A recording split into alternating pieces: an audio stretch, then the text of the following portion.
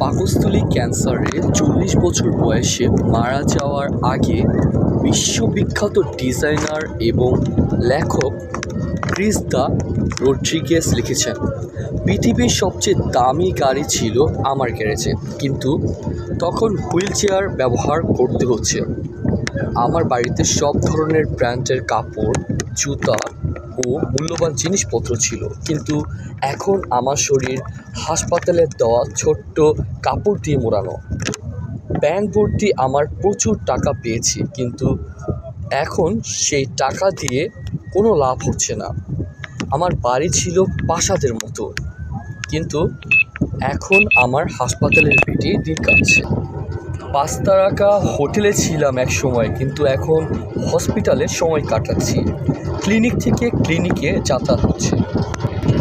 শত শত মানুষকে অটোগ্রাফ দিয়েছি, কিন্তু এবার মেডিকেল রিপোর্টই আমার সাক্ষ্য। একটা নয়, দুইটা নয়, 7 নাপিতের কাছে আমি আমার চুল ঠিক করার জন্য গিয়েছি, কিন্তু এখন আমার মাথায় একটু চুল নেই।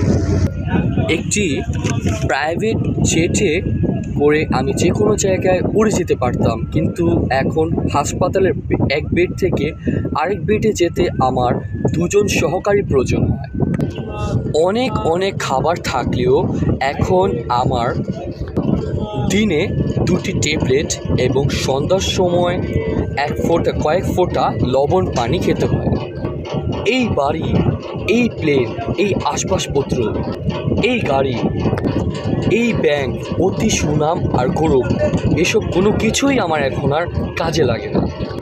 তাছাড়াও এর কোনো কিছুই আমাকে আর আরাম দিতে পারবে না। মৃত্যু ছাড়া এখন আমার জীবনে বাস্তব কিছুই নেই।